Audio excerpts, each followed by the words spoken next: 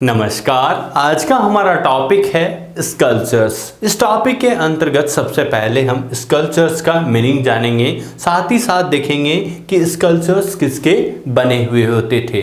साथ ही देखेंगे कि भीमबेटका रॉक शेल्टर्स, अजंता केव व एलोरा केव्स के थ्रू हम स्कल्पचर्स के प्रारंभिक परिचय को समझने का प्रयास करेंगे। साथ ही साथ स्तूपास पर अंकित विभिन्न जातक कथाओं को समझने का प्रयास करेंगे व विभिन्न सिंबल्स, बुद्ध के ज्ञान प्राप्ति, उनके महापरिनिर्वाण और धम्म चक्र परिवर्तन के सिंबल्स के थ्रू बुद्ध के जीवन को समझेंगे। साथ ही साथ हम देखेंगे कि जो बौद्ध धर्म के अंदर, जो महायान शाखा के अंदर बुद्ध के लिए जो मुक्तिदाता की जो कल्पना या विचारधारा निकल कर आती है, अब बौद्ध धर्म तक ही नहीं सीमित रह गई थी, उसे हिंदू धर्म में भी एडॉप्ट कर लिया गया था।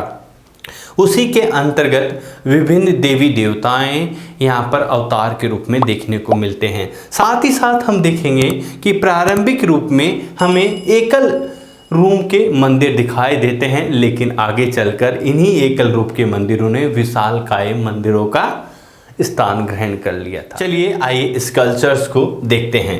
कहते हैं सबसे पहले हम स्कल्पचर का मीनिंग जान लेते हैं। Sculpture is the branch of visual art. कहते हैं स्कल्पचर विजुअल आर्ट का एक ब्रांच है दैट ऑपरेट इन 3 डायमेंशन, जो 3 डायमेंशन में ऑपरेट होता है, जिसको हम इस स्कल्पचर के थ्रू समझने का प्रयास करेंगे।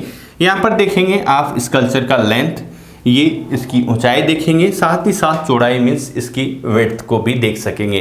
देखते हैं durable sculpture process originally used carving and modelling. कहते हैं जो स्कल्पचर्स है बेटा, या तो मॉडलिंग मीन्स नमूने के थ्रू बनाते हैं, या कार्विंग मीन्स पत्थर के अंदर खुदाई करके तैयार किए जाते हैं। साथ में हम देखेंगे कि मटेरियल यूज्ड, कहते हैं जो स्कल्पचर बनाने में किस वस्तु को यूज करते थे। यहाँ पर देखेंगे ये जो किसके, वुड के, स्टोन के, सेरेमिक के और साथ ही साथ मेटल के भी बनाए जाते थे। इसके साथ और अन्य वस्तुओं को भी स्कल्पचर बनाने में प्रयोग में लाया जाता था। अब आगे चल के देखते हैं कि स्कल्पचर का शुरुआत कहाँ से हुआ था। कहते हैं जब इतिहास के अंदर हम झांक के देखते हैं कि जो आदिम मनुष्य था, मीन्स प्रारंभिक मनुष्य था, उसने प्रकृति के अंदर जो भी चीज़ देखा उसको सबसे पहले दीवारों पर अंकित करने का प्रयास किया। साथ ही साथ उसने, यहाँ पर आप देखेंगे भीमबेटका रॉक शेल्टर हो, सिंगमपुर गुफा हो, बाग गुफा हो, चाहे आप आदमगढ़ की गुफाएं हो, इन सब पे, पंचमढ़ी में भी देखें, इन सभी पे आपको देखने को मिलेगा कि जो प्रारंभिक मनुष्य हैं उसकी भावनाओं को वहाँ पर उकेरता है।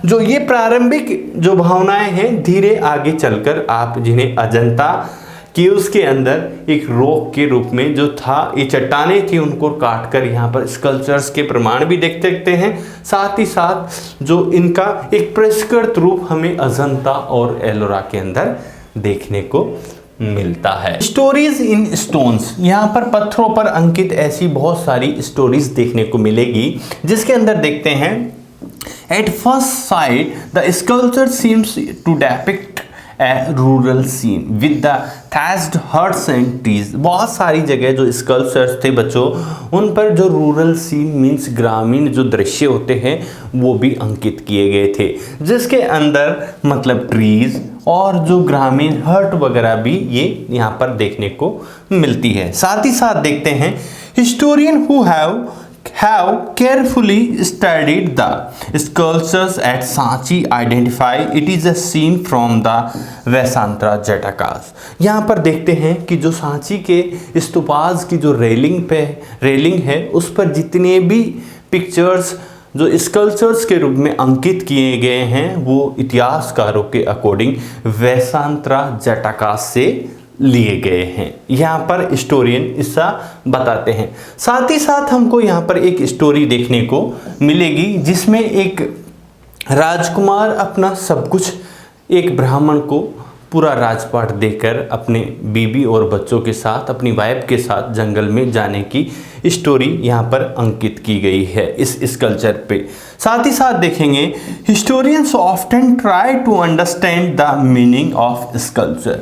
इतिहासकार हमेशा यही प्रयासरत रहता है कि जो स्टोरी से वो स्कल्पचर से स्टोरी देखना प्रारंभ करें and compare it with textual evidence, और चाहता है कि जो स्टोरी उसने देखी स्कल्पचर से, उसे जो टेक्स्ट वगैरह बुक मिलती है उससे कंपेयर या उससे कोरिलेट करने का प्रयास करता है। कौन? हिस्टोरियन। ओके, सो यहां पर हम देखेंगे सिंबल्स ऑफ वर्शिप।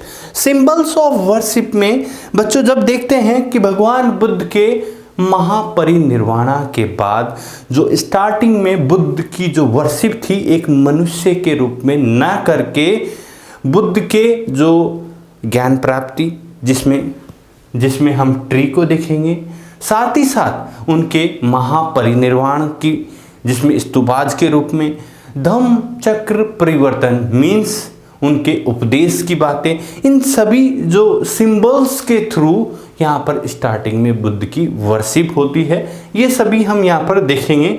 साथ ही साथ ये सिंबल देखिए ट्री के रूप में वर्शिप करते हुए दिखाई दे रहे हैं, जिसमें भगवान बुद्ध को ज्ञान जो एनलाइटमेंट ऑफ सोल हुआ था उस ट्री की वर्शिप कर रहे हैं, तो वहाँ से उनके ज्ञान को बताने का प्रयास किया है। यहाँ पर स्तूपा की वर्शिप हो रही है तो उनके महापरिनिर्वाण को दर्शाता है। साथ ही साथ यहाँ चक्र मीन्स धम्म चक्र परिवर्तन मीन्स उपदेश देने के बारे में ये सिंबल दर्शाता है। तो इन सभी सिंबल्स की प्रारंभिक जो समय में इनकी वर्शिप होने लगती है, लेकिन आगे चलकर धीरे धीरे उसमें परिवर्तन आता है। यहाँ पर देखेंगे पॉपुलर ट्रेडिशंस के अंदर यहाँ पर गजा लक्ष्मी नामक एक देवी को दिखाया गया है, जिसमें अलग अलग हिस्टोरियन की अलग राय देखने को मिली है। जिसमें स्टार्टिंग में हमको देखने को मिलता है, कुछ हिस्टोरियन कहते हैं कि ये बुद्ध की जो माँ है माया उनके बारे में है, जिनके हाथी अभिषेक करते हुए दिखाया गया है। लेकिन कुछ इतिहासकार कहते हैं कि ये माया नहीं, ये गजा लक्ष्मी है जो धन धान्य की देवी हैं, जिसकी ये हाथी क्या कर रहे हैं? अभिषेक करते हुए देख सकते हैं। अब नेक्स्ट स्लाइड के अंदर हम देखते हैं, यहाँ पर देखने को मिलेगा बच्चों कि जितने भी स्कल्पचर्स थे या सेपरेट बनाए हों या गेटवेज पे बनाए हों या रेलिंग पर बनाए हों, उन सब में हमें there were animals include elephant, horse, monkeys and cattles, ये सारे के सारे भी वहाँ पर अंकित किए गए हैं। चाहे ग्रामीण दृश्य के अंतर्गत दिखाने का प्रयास किया हो या जातक कथाओं के अंतर्गत, इन सबको वहां पर किस पर? स्कल्पचर पे अंकित किया हो। While the Jatakas contain several animals stories that are depicted at Sanchi, जिन्हें मुख्यतः सबसे ज्यादा कहां पर दिखाया है? सांची के अंदर। Also animals were often used as symbols of human attributes. यहाँ पर एक और बात देखने को मिलेगी कि जैसे आप गणेश जी को देखते हैं जिनका धड़ तो मनुष्य का है, लेकिन जो ये वाला सिर जो नेक है वो हाथी का है। ऐसे ही आप अलग अलग व्यक्ति को जैसे नरसिंह अवतार को देखेंगे जहाँ पर आगे सिर शेर का है, नीचे आदमी का है। तो ऐसी चीज़ों को भी स्कल्पचर्स के रूप में दिखाने का प्रयास किया है। आगे देखते हैं। Elephant for example were depicted on sign, strength and wisdom. कहते हैं भगवान बुद्ध का जब जन्म होता है तो एलिफेंट के रूप में भी उसको देखते हैं, लोटस और एलिफेंट सिंबल आता है। तो यहाँ पर वो जो एलिफेंट है वो स्ट्रेंथ एंड विजडम का प्रतीक या सिंबल देखने को मिलता है। आगे हम देखते हैं। कहते हैं the serpent which is found on several pillars, जो हमें सांची के जो स्तूपास थे वहाँ के पिलर्स पर बहुत ज़्यादा सरपेंट मीन्स जो सांप हैं वो देखने को मिलते हैं, जिससे इतिहासकारों ने एक ही बात का निष्कर्ष निकाला कि ये या तो भगवान शिव मीन्स या तो विष्णु के उनके प्रतीक के रूप में उन इतिहासकारों ने अंकित किए होंगे। यहाँ पर जेम्स फर्गुसन अपनी राय देते कहता है कि considered Sanchi to be a centre of tree and serpent worship. कहते हैं कि जो सांची था पेड़ और सांपों के वर्शिप मतलब पूजा का प्रमुख सेंटर था। स्थान के रूप में कौन फर्गुसन बताते हैं। यहाँ पर आपको देखने को मिलेगा एक महिला, जो स्कल्पचर्स हैं अलग अलग जगह गेटवेज होते थे उन पर एक महिला यहाँ पर ऐसे खड़ी हुई है पेड़ की टहनी पकड़ के। यहाँ पर आप इसको देख सकते हैं। इस दृश्य से आप क्या अनुमान लगाते हैं? बहुत सारे इतिहासकार ने जैसे पहले बताया कि स्कल्पचर और टेक्स्ट से कंपेयर करते हैं, लेकिन ऐसी कोई भी स्टोरी यहाँ पर हमको देखने को नहीं मिली। किसमें? बौद्धिक टेक्स्ट वगैरह उन सभी में। लेकिन जब इतिहासकारों ने थोड़ा और अध्ययन किया तब पाया कि ये संस्कृत के अंदर जो वर्णित है साल भंजिका एक पवित्र देवी के रूप में, जो किसी पेड़ पौधे पर अगर टच कर देती है, छू देती है, तो उससे जो पेड़ पौधे फल फूल से लद जाते हैं, उस देवी के रूप में यहाँ पर स्कल्पचर से वर्णित किया है। यहाँ पर हम देखेंगे बच्चों कि न केवल बुद्ध, बोधिसत्व, इनके अलावा भी और बाहर से आए हुए जितने भी लोग थे जो बौद्ध धर्म से जुड़े, उनकी भी स्टोरीज को एक्सप्लेन या वर्णित करने का प्रयास किया है। कहाँ पर? स्कल्पचर्स। कि बौद्ध धर्म के अंदर जो 4th बौद्ध समिति आयोजित की गई थी उसके अंदर बौद्ध धर्म 2 सेक्ट में डिवाइड हो जाता है, जिसे हम हीनयान और महायान के रूप में जानते हैं। Those who adopted these beliefs describe the older traditions as a Hinayana. जो ओल्डर ट्रेडिशंस में विश्वास करने वाले हीनयान के रूप में जाने गए, जिन्हें लेजर व्हीकल के रूप में भी कहते हैं। This is a new way of thinking was called Mahayana. जो इसी के बीच एक नई विचारधारा निकल कर आई थी उसे हम महायान के रूप में जानते हैं। लिटरली द ग्रेट व्हीकल, ये लेजर व्हीकल और ये ग्रेट व्हीकल के रूप में जाना गया। इसके by the 1st century CE there is a evidence of changes in Buddhist idea and practice. कहते हैं 1st century के बाद बौद्ध धर्म के जो महायान शाखा के अंदर आइडिया और प्रैक्टिस के अंदर एक बहुत बड़ा चेंजेस आता है। अभी तक क्या था? The Buddha was the regarded as a human being who attended enlightenment and the निभाना through his own efforts.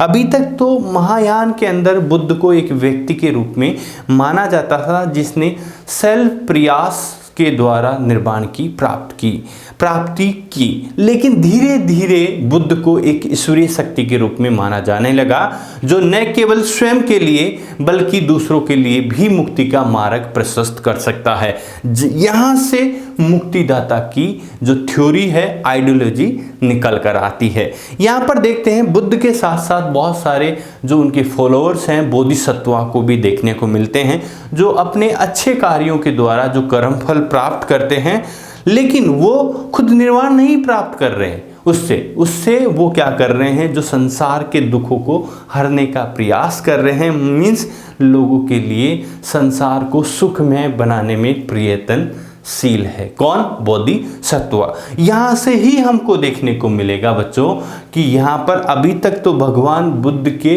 Symbols का वर्शिप हो रहा था, लेकिन यहाँ से अब बुद्ध के स्कल्पचर्स मूर्तियों की वर्शिप होना प्रारंभ होती है।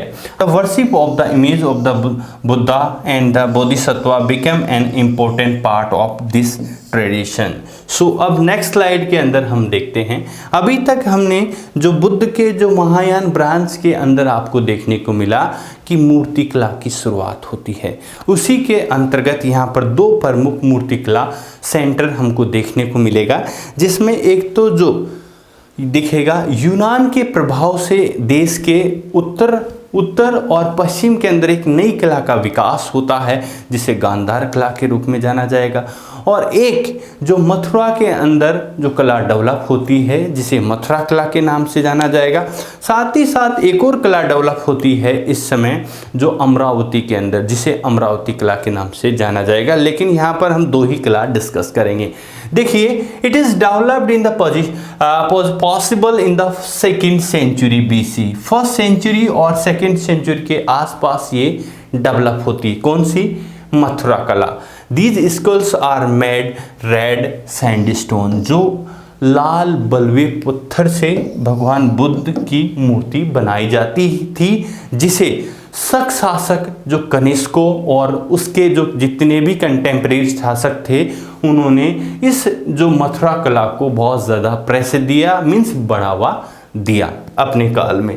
साथ ही साथ यहाँ पर देखेंगे कि यहाँ पर काले स्लेटी पत्थर से जो भारत के जैसे अफगानिस्तान के, पाकिस्तान के कुछ क्षेत्रों में एक कला का विकास होता है, जिसमें देखिए The Gandhara style is the new style of art that emerged in the northwestern region of the country due to the influence of Greek।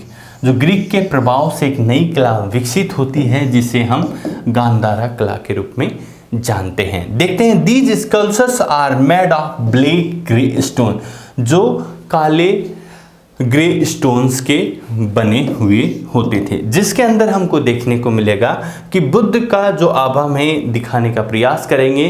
साथ ही साथ बुद्ध का जो जूते हों, जो कपड़े हों, बाल घुंघराले हों, यूनानी देवी देवताओं के रूप में वहाँ पर इनको मूर्तियों को बनाया गया था, क्योंकि इस पे सबसे ज़्यादा किस कला का प्रभाव था? ग्रीक आर्ट का था। साथ देखें, specially attention has been paid to the depictions of human body in the Gandhara styles sculptures. ये सारी बातें हमको यहाँ पर देखने को मिलती है।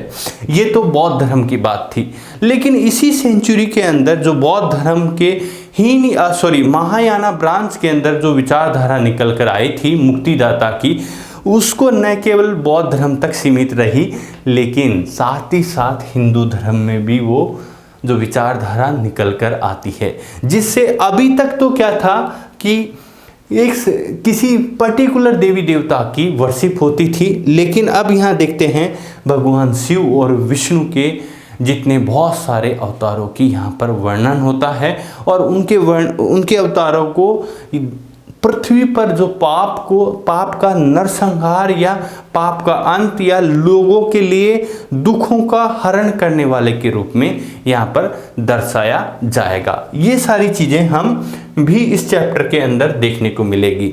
अभी साथ में अभी तक आपने देखा था बच्चों कि जैसे अवतारवाद की जो धारणा धीरे धीरे बढ़ने लगी, उससे क्या था कि यहाँ पर एक और चीज़ निकल कर आती है कि अभी तक जो जितने भी टेम्पल्स वगैरह बनाए जाते थे वो सिंगल रूम के बनते थे, सिंगल रूम के हुआ करते थे। लेकिन अब क्या हुआ, धीरे धीरे देखते हैं जैसे जैसे अवतारवाद की धारणा बढ़ने लगती है, लोगों की आस्था धर्म के प्रति और ज़्यादा प्रगाढ़ होने लगती है। इसी के अंतर्गत अब जो सिंगल रूम के जितने भी टेम्पल्स एक विशालकाय भव्य मंदिरों का रूप लेने लग गए थे, जिसमें गर्भगृह जहाँ मूर्ति रहती थी, प्रदक्षिणा पथ जिसमें हम गोल गोल घूम के आते हैं, जय माता की करते हैं, वो भी देखने को मिलेगा। साथ ही साथ उसके गर्भगृह के सामने मंडपा भी देखने को मिलेगा। साथ ही एक भव्य एंट्रेंस गेट जिसे हम तोरण द्वार भी कहते हैं, वो सब भी अब बहुत अच्छे रूप में और बहुत अच्छे अच्छे स्कल्पचर्स के साथ, भव्यता के साथ अब बनने लग गए थे। सो आई होप आज का टॉपिक आपको बहुत अच्छा लगा होगा। अगर अच्छा लगा है तो लाइक कीजिएगा और सब्सक्राइब कीजिएगा। अगर आपको कोई भी कन्फ्यूजन हो इस टॉपिक के रिगार्डिंग तो आप कमेंट कर सकते हैं। थैंक यू, नमस्कार।